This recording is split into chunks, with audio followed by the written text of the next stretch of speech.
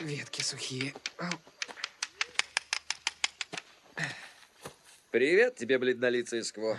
Нужна помощь? Не пробовал такие штуковины? Называется спички. Я видел на канале Discovery, как они разжигают костер. И я разожгу. Все продумано. Приток воздуха есть.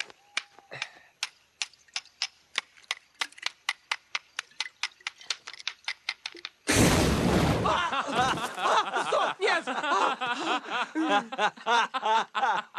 Зачем ты так? Я чуть не опалил лицо. Ты совсем спятил? Это же опасно. Зато тепло. Хороший костерок. Эй! Получилось. Сказал же.